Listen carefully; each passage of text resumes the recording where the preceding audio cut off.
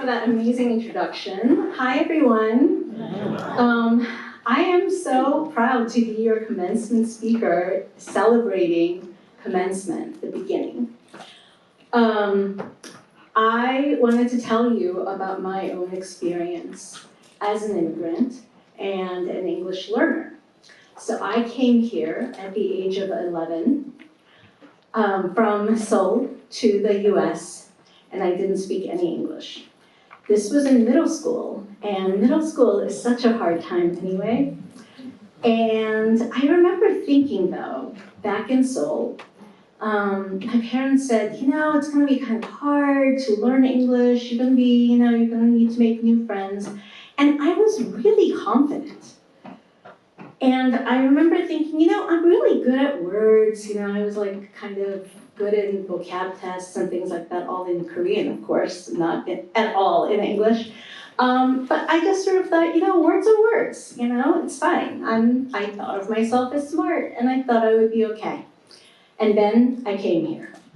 I didn't speak any English.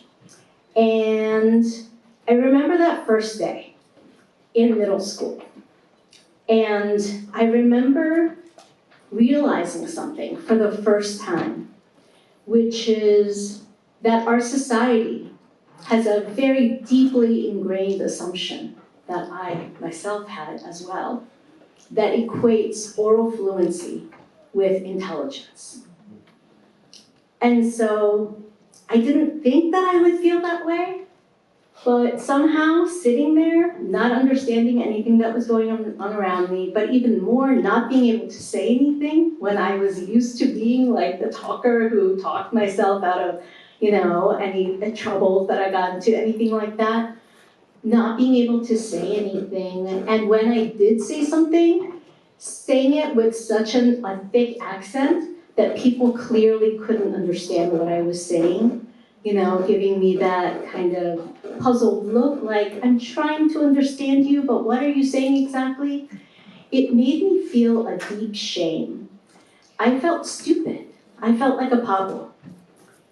And I told myself that I was being silly. I was like, my IQ, or whatever that is, I don't know if I was thinking in those terms at the time, but my intelligence level is the same, right? I didn't just sort of move to this country and just lose all of my intelligence level. I'm the same person that I was. And yet I felt that way. I felt stupid. And so I spent so much time trying to figure out how to learn English as quickly as possible.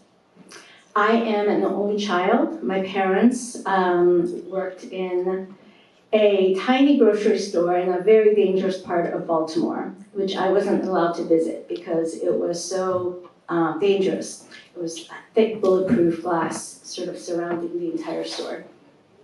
And so I never really talked to them or saw them anymore. So I was essentially alone. So it kind of made this whole total immersion thing in English a realistic possibility. I watched TV shows in English. I didn't actually have many books from Korea that I was allowed to bring. We were very poor, so we couldn't afford that. So I was just immersed in English. And so I did learn English very quickly. And, I learned to understand English more quickly than I learned to express it, because receptive language comes first and then expressive. And here came the other humiliating, embarrassing thing that I went through, which was there came a time when I could understand what people were saying, but I couldn't speak. And what I learned was that when you can't speak in a language, people assume that you can't understand it either. And so they were talking about me in front of me. Of course, this is middle school. And there were lots of things going on, like I didn't have those Izod shirts with the little alligators on them, And I remember people making fun of my beautiful hand-sewn shirts and all of that sort of stuff. And so I went through that, and it was a really difficult time for me, and it was really painful. And I think I came away from it sort of not interrogating and not questioning any of that, and instead just wanting to get better at English. And I did. So, they say that puberty is the age at which your tongue sets. So I was lucky enough to have gone through puberty after I learned English, so I didn't really have an accent, unlike my cousins who came here at the same time, but they were a little bit older than me, so they actually still have accents. My parents have accents. And I sort of shunned all of them in a way, and I tried to get away from that as much as possible. And I didn't speak in Korean.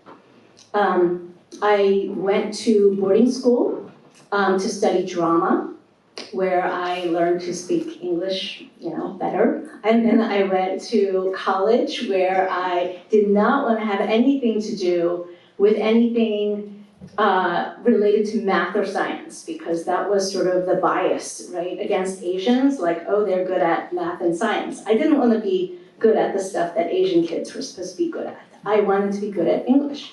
So I did all of the things that you were supposed to, be good at, like all the liberal arts things. I became a lawyer. I was a litigator, so I argued cases in the courtroom. I loved making presentations, and when I went into business and transitioned, I did all of these things. And slowly, little by little, I lost the ability to speak Korean. To the point where, when I went to a huge Korean wedding that one of my cousins was having, when I was maybe 25 or 30, so that would have been about 15 to 20 years, after I came over to the US. I remember people were trying to speak to me in Korean, my relatives, and I could still understand, but I couldn't speak it. I couldn't remember how to say the words. And I remember that sort of feeling of, what have I done? And thinking about that. Now, at this time, I was not a writer. I didn't start writing until I was about 40.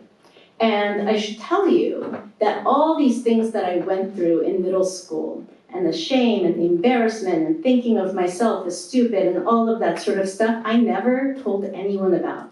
I didn't talk to any of my friends about it. I didn't even talk to my husband about it. I only recently started talking about it and writing about it as I was writing my second book, Happiness Falls, which is about a non-speaker, a boy who is 14 years old and who cannot speak because he has something called Angelman syndrome and autism. I learned in my 40s about a group of kids with autism who can't speak by virtue of that.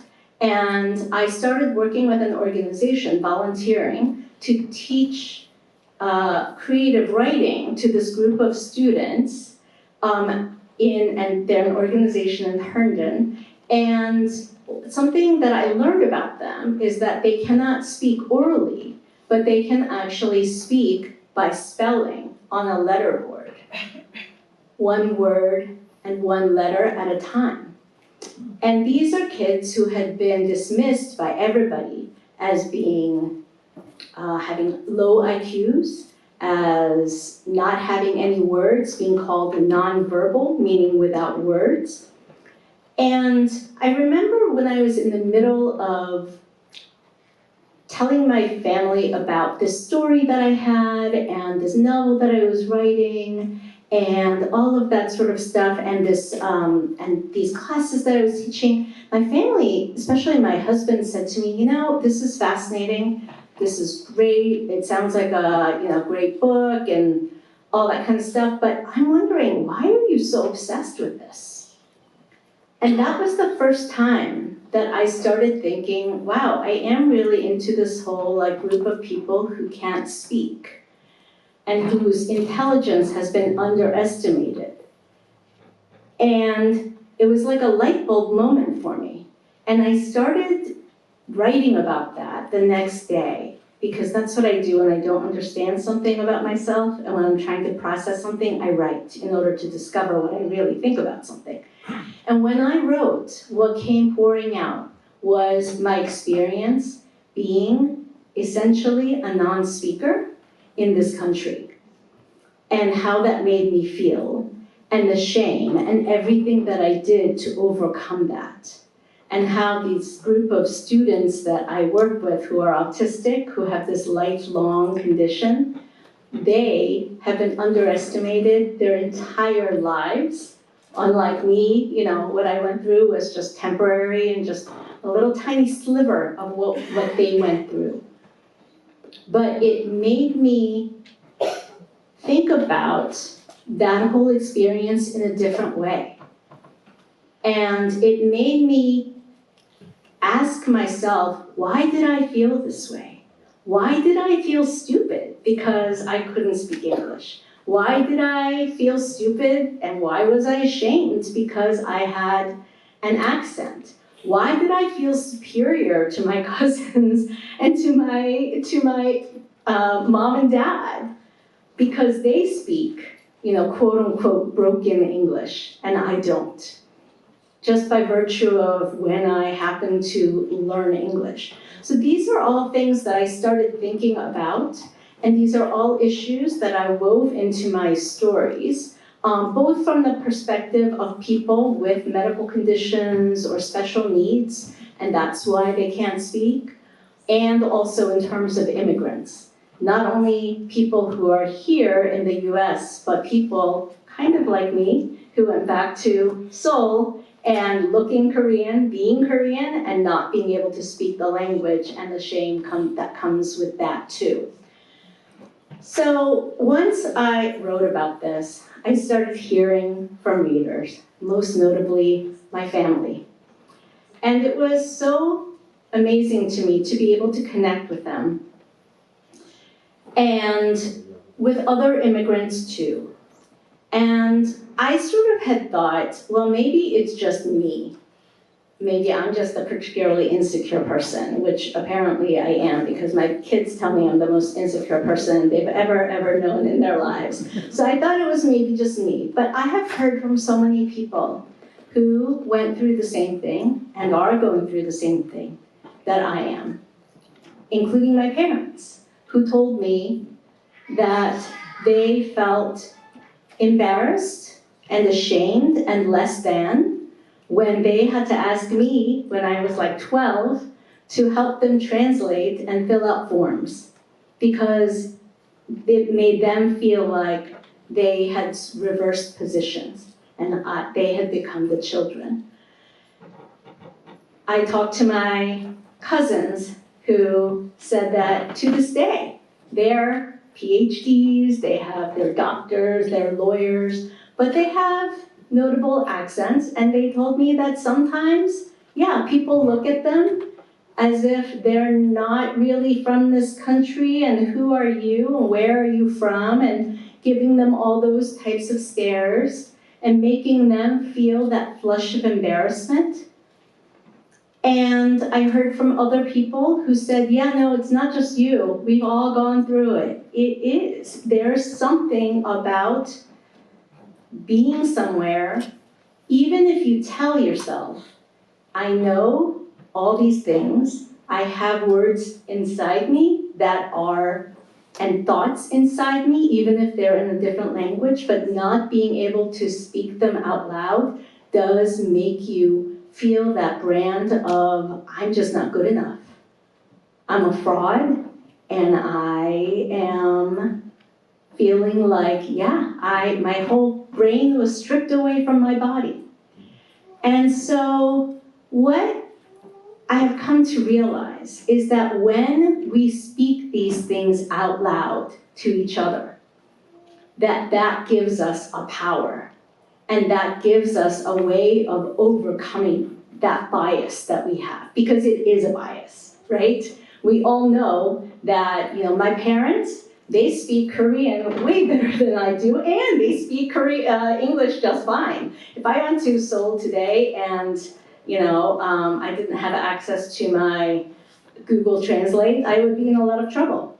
Whereas they're doing fine here in this country. And so it makes me think about the courage that we all have when we are in a community like many of us are in, where we don't speak the language as comfortably, and because of that, it makes you feel less than confident. And it makes you feel a little bit of that flush of shame and embarrassment. And I want to tell you what it took me apparently 45 years to learn, which is that is, I hope it's okay to use this word, that is complete bullshit. And that we need to speak these things out loud to each other so that we know and we can tell ourselves and our families what we should already know, which is that it doesn't matter what language you speak, the words and thoughts and ideas that are deep inside you will reverberate. They're what make you you, not the words or accents or grammar that you use. And yes, we want to communicate with each other in this country, in this community. And yes, English and learning English is an empowering thing because it helps us to get by. But let's remember always, and let's try to help each other, to remind each other that no matter what language you speak, you are still the same person that you were back in your country, speaking whatever language you are most comfortable with. Thank you.